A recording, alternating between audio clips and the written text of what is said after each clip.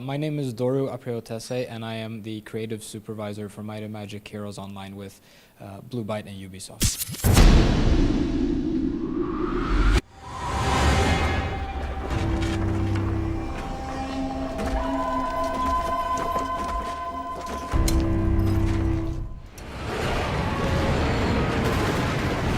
Mida Magic is one of those franchises, and I should say Mida Magic is a very large franchise that has a lot of different games in it. You have games like Clash of Heroes and Duel of Champions and the more old school role-playing games, and also the box games like Mida Magic Heroes 5 and 6.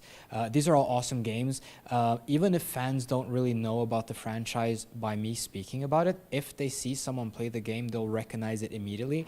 It's a concept that's been copied over and over again because it's so iconic. And basically, it is a fusion genre that fuses the strategic elements where you play battles on a hex grid, but you're also developing a hero character who's the commander of the army, and also building and maintaining and upgrading towns. And these towns will give you new resources and troops and so on and so forth. And it's a very iconic type of game that once you've played it, you'll never forget it. So as for the multiplayer components in Mida Magic Heroes Online, there have been some tweaks to the formula because of it being a massively multiplayer game. So it used to be that the province maps were turn-based with action points and stuff like that. These days in Mida Magic Heroes Online, we're going for a real-time solution, mostly because no one wants to wait for another 100 players to kind of do their turn. Beyond that, we have all kinds of content in the end game. We have chatting, we have socialization. We're going to look towards trade and guild systems and stuff like that. So we know what people expect from this kind of franchise, and we're going to deliver on that one. We're also going to make sure that for the first time in the franchise, we have turn-based cooperative battles.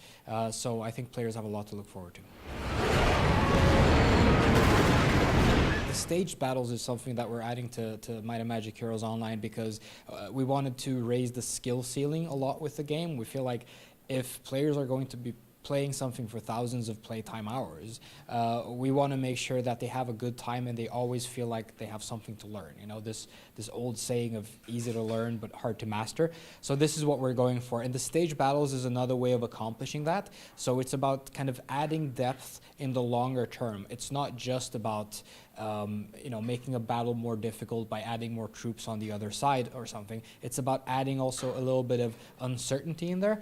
Do you know what the next stage is going to have? How many stages are there? Well, you can see that, but you don't necessarily know how the difference is going to be in the different units. It adds a lot of uncertainty to it and a lot of variance, and we think that's going to be a very interesting thing for players to take on. And also, with regards to your last question also, with friends is going to be a whole different ballgame because you're going to have to think, okay, who brings what kinds of units, who's going to be in what kind of role. Maybe people will respec their characters to play a specific role in a specific stage battle.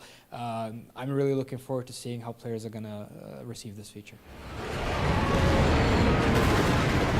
So for Mida Magic Heroes Online, and I'm sure my colleagues that you mentioned today have already mentioned that Ubisoft is going for the fair play monetization, where we're saying that there's nothing in the game that you have to pay for. You can access absolutely everything, even if you're not a paying user.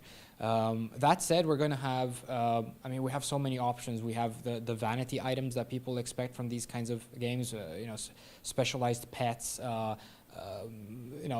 we're talking about XP boosters, making stuff build faster in your towns. The sky's the limit, because what we find is players are all unique. They all have their own style of playing the game. And some players might be more about boosting their economy because maybe they don't have as much time to spend customizing their town and their economy intake, but maybe they really like playing the battles, for instance, and they prefer spending their time with that. Well, that's a good way of kind of giving them the flexibility. So we really look forward to seeing how that's going to be received as well. I think we have a pretty good model for that going forward. And like you said, it's not something that feels heavy-handed. We're not shoving it down anyone's throat, but we know that this is something that players actually appreciate to be able to do.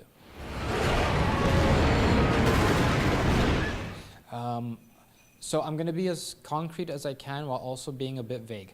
So the reason I want to be vague is it's going to differ a little bit from country to country. We're going to do like a successive rollout in certain countries, and then we're going to kind of expand that a little bit. So we have our test countries, and if for whatever reason the fan base isn't happy with the game, we can always go back to the drawing board and keep working. We're not going to do a massive simultaneous rollout at the same time. As for where we're going to do the initial closed betas, I don't know if I'm at liberty to go into that information right now, but we're still very hard at work. And let me say this much. I would be very surprised if you don't hear news about this soon.